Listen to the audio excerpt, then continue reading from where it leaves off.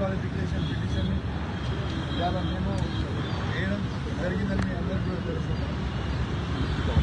ఇలా పిటిషన్ మేము వేసింది ఇలా నాగేందర్ గారు బాజాబ్తు కాంగ్రెస్ పార్టీలో చేరిండు, తనని డిస్క్వాలిఫై చేసి వెంటనే హైదరాబాద్లో బై-ఎలక్షన్ రావాలని ఇలా మేము పిటిషన్ వేయడం జరిగింది.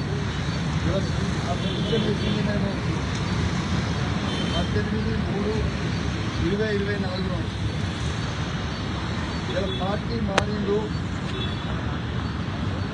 రేవంత్ రెడ్డి గారి నాయకత్వంలో పార్టీ మారిండు. ఇలా ఖచ్చితంగా తనని డిస్క్వాలిఫై చేయాలి. తనతో పాటు మొత్తం 10 మంది ఎమ్మెల్యేలు కూడా పార్టీ మారిండు, వాళ్ళందరినీ కూడా డిస్క్వాలిఫై చేయాలని మేము అడగడం జరిగింది. ఇవాళ ముఖ్యమంత్రి గారికి పర్టికులర్గా మరొక్కసారి బీజేపీ కాంగ్రెస్ పార్టీ ఒకటే అని స్పష్టంగా కనబడ్డదని చెప్పి సందర్భంగా తెలియజేస్తా ఉన్నాను. ఇవాళ మాకు మున్సిపల్ ఎన్నికలు ఉన్నా, నా నియోజకవర్గంలో 2 మున్సిపాలిటీ ఎన్నికలు ఉన్నా, ఇలా లాస్ట్ డే నామినేషన్ అయినా ఇలా నియోజకవర్గం నుంచి పొద్దున 5 గంటలకు బయలుదేరి ఇలా ఇక్కడికి రావడం జరిగింది. బీజేపీ వాళ్ళు కూడా పిటిషన్ వేసి మహేశ్వర్ రెడ్డి గారు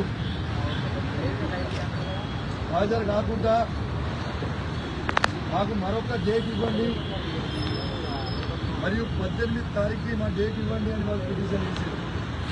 అంటే ఎంత స్పష్టంగా కనబడతా ఉంది ఈ రాష్ట్రంలో బీజేపీ కాంగ్రెస్ మ్యాచ్ ఫిక్సింగ్ అనేది మరొకసారి క్లియర్గా కనబడతా ఉంది. ఎందుకంటే దానం నాగేందర్ గారి disqualification clear cut. TRS party MLA ఉండుకుంటూ కాంగ్రెస్ పార్టీ ఎంపీగా పోటీ చేయడం వల్ల క్లియర్ కట్ ఎవిడెన్స్ అయిపోయింది. కాబట్టి డిస్క్వాలిఫై కంపల్సరీ కావాల్సి వస్తుందని ఇలా టైం బై చేయడానికి ఇవాళ మళ్ళొక్కసారి బీజేపీ కాంగ్రెస్ పార్టీ ఒక్కటేందని చెప్పక తప్పదు. నేను నాతో పాటు మా న్యాయవాదులు ఇద్దరు మేమందరం కూడా రెడీగా మా డాక్యుమెంట్స్ అన్ని తీసుకొని పోయినాం లోపలికి ఇవ్వాల. కానీ మరొక్కసారి మీ అందరికీ చెప్తా ఉన్నాను, బీజేపీ కాంగ్రెస్ ఒక్కటే మరొక్కసారి స్పష్టంగా ఈ తెలంగాణ రాష్ట్రంలో ప్రూవ్ అయిందని చెప్పక తప్పదని చెప్పి సందర్భంగా మీ అందరికీ తెలియజేస్తాను. దాంతోపాటు నిన్న నా మీద పోలీసు వాళ్ళు చేసిన అతి ఓవర్ యాక్షన్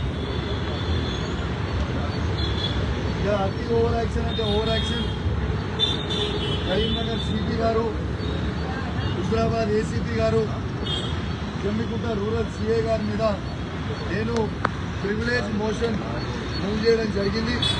స్పీకర్ గారికి ఈ ప్రివిలేజ్ మోషన్ ఇవ్వడం జరిగింది. చాలా పాజిటివ్గా స్పీకర్ గారు స్పందించిండ్రు, దాని మీద ఎండోర్స్ కూడా చేసిండ్రు. ఖచ్చితంగా దీన్ని వెంటనే ఫైల్ పుటప్ చేయండి, వారి మీద సీరియస్ యాక్షన్ ఉంటుంది అని స్పీకర్ గారు చాలా సానుకూలంగా స్పందించినందుకు ఈ సందర్భంగా తెలియజేస్తా ఉన్నాం. ఎటు పరిస్థితుల ఈ ఆఫీసర్లని వదిలిపెట్టే ప్రసక్తే లేదు. న్యాయం జరిగే వరకు వదిలిపెట్టదాకా పెట్టను. మీరు ఆఫీసరు, మేము ప్రజాప్రతినిధులము, మీరు ఎంప్లాయీస్, మేము ప్రజాప్రతినిధులము. అంటే మాకు ప్రజలు ఓటేస్తే మేము ఎన్నికైనా మేము ఎంత దారుణమైన పరిస్థితి అంటే చెప్పాలంటే చాలా బాధ అనిపిస్తూ ఉంది. ఎంత దారుణంగా బిహేవ్ చేసి నిన్న నా సొంత గ్రామం హుజరాబాద్ నియోజకవర్గం శాసనసభ్యుని నేను, నా సొంత గ్రామం వీణవంక గ్రామం, నా సొంత గ్రామంలో అమ్మక్కని చారక్కని తల్లిని దర్శనం చేసుకున్నామని నేను పోతే, నాతో పాటు నేను నా హుజరాబాద్ క్యాంప్ ఆఫీస్ నుంచి బయలుదేరినప్పుడు నాతో పాటు నా కార్యకర్తలు ఒక 30-35 మంది ముఖ్య నాయకులు, వాళ్ళకు కూడా దర్శనం కావాలి, మేము దర్శనం చేసుకుంటామని చెప్పి నాతో వాళ్ళని తీసుకొని పోతుంటే మొత్తము పోలీస్ వ్యాన్లు అడ్డం పెట్టి మీరు పోవడానికి లేదు, మీరు వాళ్ళ దర్శనం పోవడానికి లేదు, నువ్వు చేసుకోవద్దు అనేది నిన్న పోలీసు వాళ్ళు చాలా ఇబ్బంది పెట్టింది. లాస్ట్కి కేవలం నన్ను, నా సతీమణిని, నా బిడ్డని మాత్రమే పంపిస్తామని సతీమణులందరినీ దర్శనం చేసుకోకుండా హౌస్ అరెస్ట్ చేసిండు. ఇలా దర్శనం చేసుకోవడానికి నేను అడిగి పోయిన తర్వాత ఆ గద్దెల దగ్గరికి పోయిన తర్వాత సారక్క వచ్చింది. ఇంకొక అర్ధ గంటలు అయితే సమ్మక్క కూడా వస్తుంది. నేను వెయిట్ చేస్తా ఉన్నా సమ్మక్క గద్దెల మీద. ఆ సమ్మక్క గద్దె మీద నేను వెయిట్ చేస్తా ఉంటే, నేను నా సతీమణి నా బిడ్డ వెయిట్ చేస్తా ఉంటే, పోలీసు వాళ్ళు సిపి గారి డైరెక్షన్స్ మేరకు ఏసీపీ గారు, సిఐ గారు, అతను పోలీస్ ఆఫీసర్లు అందరూ అతి ఓవర్ యాక్షన్ చేసి దేవుడి గద్దె మీద నిలిచిన నన్ను, నా బిడ్డని, నా భార్యని గొర్ర గుంజుకోపోయింది. ఇది కరెక్టేనా నేను అడుగుతా ఉన్నాను. ప్రజల్లారా ఒక్కసారి ఆలోచన చేయండి. సారక్క సమ్మక్క జాతర అంటేనే ఒక తల్లి బిడ్డల జాతర. అట్లాంటి తల్లి బిడ్డల జాతరలో మేము పోయినప్పుడు ఒక తల్లిని గొరగొర పోలీసులు గుంజుకోపోతుంటే ఒక బిడ్డ ఏడుస్తా ఉన్నది. ఇది న్యాయమేనా అని నేను అడుగుతా ఉన్నాను. ఇది న్యాయమా అని నేను అడుగుతా ఉన్నాను. నేను బాధ్యత కలిగిన శాసనసభ్యుని ఆ నియోజకవర్గంలో దళిత మహిళ అయిన సర్పంచ్ అక్కడ ఇంత అహంకారంతో ఒక ప్రైవేటు వ్యక్తికి ఇలా ముఖ్యమంత్రి రేవంత్ రెడ్డి గారి ఇన్స్ట్రక్షన్స్ మేరకు ఒక ప్రైవేటు వ్యక్తికి కన్వీనర్లక్క వార్డు మెంబర్ కూడా గెలవని వ్యక్తికి కన్వీనర్ లాగా సిపి గారు నిలవడం ఒక సిగ్గు చేటు అని చెప్పక తప్పదని చెప్పి సందర్భంగా తెలియజేస్తా ఉన్నారు. నా రక్తం మరుగుతున్నారు. ఎందుకంటే ఇలా పోలీస్ ఆఫీసర్లకి ఆ డ్రెస్ ఒక ఐపీఎస్ ఆఫీసర్, ప్రతిమా ఆఫీసర్లు అందరూ కూడా ఏసీపీ కావచ్చు, సిఐ కావచ్చు, ఎస్ఐ కావచ్చు, ఇలా చదువుకున్న వ్యక్తులు మీ గౌరవానికి భంగం కల్పిస్తూ ఉన్నారు. ఇలా డ్రెస్కి ఎక్కకపోతా ఉంది మీరు చేయబట్టి. ఇలా మీరు ఎస్కాట్లు, పైలట్లు ఏమని ఇస్తే ఒక కేంద్ర మంత్రికి ఏరి, ఒక మంత్రికి ఇవ్వండి, ఒక ఎంపీకి ఇవ్వండి, ఒక ఎమ్మెల్యేకి ఇవ్వండి. అయినా వార్డు మెంబర్ కానీ వ్యక్తి కూడా గవర్నమెంట్లకు నిలుచుకొని నడవడం అనేది ఎంతవరకు కరెక్ట్ నేను అడుగుతా ఉన్నాను. అయినా సమ్మక్క సారక్క జాతరకి పోయే అధికారం నాకు లేదా? నేను దండం పెట్టుకునే అధికారం నాకు లేదా? ఒక దళిత మహిళని అవమానించే విధంగా ఇలా సిపి గారు, ఏసీపీ గారు, సిఐ గారు ప్రవర్తించారు.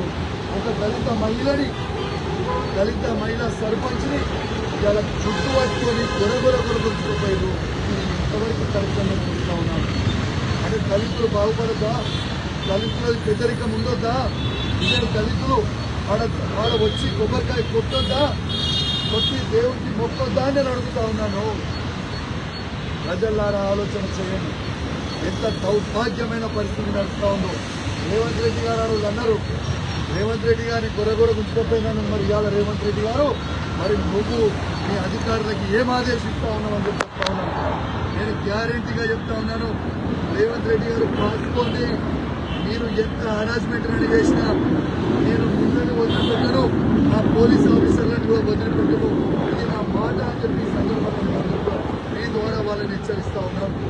ఇవాళ నేను చెప్తా ఉన్నాను, ఈ ఓవర్ యాక్షన్ చేసిన పోలీసు వాళ్ళని ఖచ్చితంగా ఇలా ప్రివిలేజ్ మోషన్ మూవ్ చేసిన ఇలా మా మహిళా సర్పంచ్ గారు ఇలా పోలీస్ స్టేషన్లో ఎస్సీ ఎస్టీ కేసు ఇలా వాళ్ళ మీద పిటిషన్ సిపి గారి మీద, ఏసీపీ గారి మీద, సిఐ గారి మీద ఇవ్వడం జరిగింది. ఎంత దారుణం అంటే ఇలా మా సర్పంచ్ గారు కూడా పిటిషన్ ఇవ్వకపోతే రిసీవ్డ్ కాపీ ఇస్తలేదు. రిసీవ్డ్ కాపీ ఇలా మీ పరిస్థితి అని నేను అడుగుతా ఉన్నాను. ఇలా రిసీవ్డ్ కాపీ ఇస్తలేను. ఖచ్చితంగా చెప్తా ఉన్నా, రేపు ఎస్సీ కమిషన్ కూడా రేపు ఖచ్చితంగా దళిత మహిళను తీసుకొని పోతాం. ఇలా ఎస్సీ కమిషన్ పోతాం, రేపు హ్యూమన్ రైట్స్ కూడా పోతాం. ఖచ్చితంగా దీన్ని ఇచ్చిపెట్టే ప్రసక్తే ఉండదు. నేను ఒక్కటే అడుగుతా ఉన్నాను, నేను రాజకీయాల్లో ఉన్నా, నేను బాధ్యత కలిగిన శాసనసభ్యుడు. నా భార్య బిడ్డ ఏమి చేసిందని గొడగొడగించుకోవచ్చు. నా బిడ్డ 14 ఏళ్ళ చిన్నపిల్ల దేవుని దగ్గరికి వచ్చి దర్శనం చేసుకుంటే గొడగొడ గుండితే నాకు చేయి వస్తుంది, నాకు మొత్తం చేయి గుండి వచ్చే పరిస్థితిలో ఉంది. ఇలా ఇలాంటి చేసే పరిస్థితి ఇలా సమ్మక్క సారక్క దర్శనం చేసుకునే అవకాశం స్థానికంగా ఉన్న ఎమ్మెల్యేకి, స్థానికంగా ఉన్న సర్పంచ్కి నా సొంత గ్రామంలో లేదా నేను అడుగుతా ఉన్నాను. తెలంగాణ ప్రజల్లారా, హుజురాబాద్ నియోజకవర్గ ప్రజల్లారా, ఎంత అరాచకం చేస్తారో ఒక్కసారి ఆలోచన చేయండి. ఇవాళ నేను చెప్తా ఉన్నాను, ఇలా కొందరు పెద్ద మనుషులు ఆడ మాట్లాడుతూ ఉన్నారు, అయ్యా మీకు తెరవరు కావచ్చు, తెలుసుకొని తెరవకపోతే మీరు నడిచే ప్రతి రోడ్డు ఇవాళ హుజురాబాద్ నియోజకవర్గంలో కావచ్చు, పంచాయతీలు కావచ్చు, ఇలా కేసీఆర్ నాయకత్వంలో వేసింది కౌశిక్ రెడ్డి. ఇవాళ మీకు వేసిన బోరీలు కట్టించింది కౌశిక్ రెడ్డి. 30 కోట్ల రూపాయలతో రోడ్లు వేయించింది కౌశిక్ రెడ్డి. ఇలా 1000 కోట్ల రూపాయల అభివృద్ధి చేయించింది కేసీఆర్ నాయకత్వంలో. మేమే తప్పులే ఇది కాదు. ఎంత దారుణమైన పరిస్థితి అంటే ఆఖరికి ఆ సమ్మక్క జాతర గద్దెలు, ఆ గద్దెల మీద గ్రెనైట్, ఆ గద్దెల మీద రేలింగ్, ఆడ ఉన్న చుట్టూ సీసీ, ఆడ లైట్లు, ఆ సొంత డబ్బులతోని 30 లక్షల రూపాయలతోని నేను వాడ దానం చేసిన ప్రజలకి బాగుండాలని. ఇలా భక్తులు కొడుతున్న ప్రతి కొబ్బరికాయ అది నేనే ఇచ్చిన గ్రెనైట్, నేనే ఇచ్చిన రేలింగ్, ఇలా నేనే ఇచ్చిన సీసీ, ఇలా అవన్నీ కూడా నేనే ఇచ్చినవి. అట్లాంటిది ఇలా సమ్మక్క సారక్క ఇలా మీకు ఆశీర్వదిస్తున్నా. రేవంత్ రెడ్డి గారు మీరు దర్శనం చేస్తే ఏమనుకుంటున్నారు మీరు?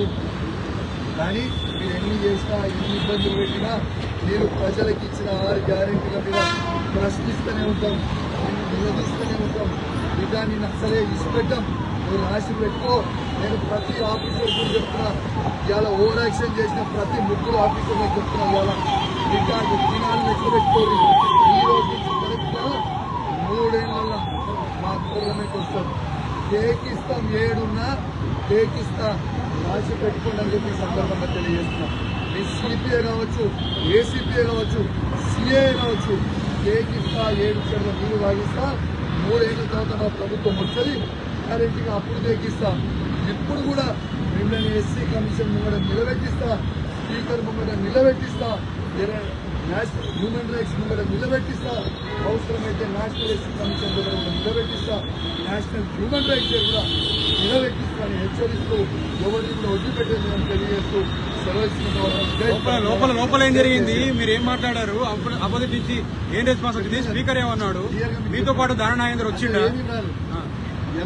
క్లియర్ గా చెప్పిన ఇంతకుముందు అసలు లోపలికి అన్నడిగినట్టు నేను నాతో పాటు మా అడ్వకేట్ గారిని తీసుకొని మేము రెడీగా చెప్పేది మేడం దానం నాగేందర్ గారు రాలేదు. ఇంతసేపు వెయిట్ చేసినా మాకు 10:30కి టైం ఇచ్చారు. దానం నాగేందర్ గారు రాలేదు. బీజేపీ నుంచి కూడా వాళ్ళు చేసిన బీజేపీ ఎవరు కూడా రాలేదు. వాళ్ళు ముందే ములాఖాత్ అయిపోయినట్టు క్లియర్గా చెప్పినా వాళ్ళు ములాఖాత్ అండర్స్టాండింగ్ చేస్తున్నారు. కాంగ్రెస్ బీజేపీ ములాఖాత్ అనేది వెరీ క్లియర్. ఎందుకంటే ఇటు నాగేందర్ గారు రాలేదు, అటు పిటిషన్ చేసిన బీజేపీ తరఫు నుంచి మహేశ్వర్ రెడ్డి గారు రాలేదు. వాళ్ళు కూడా రాకుండా మేమైతే రెడీ ఉంటుంది. ఇవాళ 18 తారీఖుకి వస్తామని సింపుల్గా స్పీకర్ గారు బయటకు వచ్చి ఇవాళ నేను దీన్ని అర్జెంట్ చేస్తున్నా, 18 తారీఖు మళ్ళీ కూడా డేట్ ఇస్తున్నా అని చెప్పి డేట్ ఇచ్చి వాళ్ళు కేవలం ఫిబ్రవరి 6 నాడు అఫిడవిట్ వేయాలి. కాబట్టి ఇలా BJP Congress party match fixing చేసుకొని ఇలా పిలిచి ఆ పిటిషన్ వేద్దామనే ఒక ఉద్దేశంతో ఇలా బీజేపీ కాంగ్రెస్ మ్యాచ్ ఫిక్సింగ్ చేసి క్లియర్ అని చెప్పి వాళ్ళ అడ్వకేట్ రాలేదా?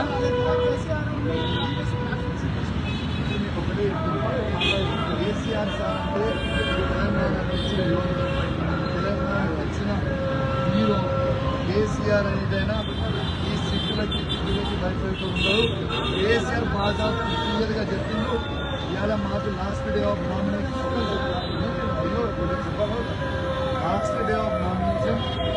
బీఫామ్ రావాలి.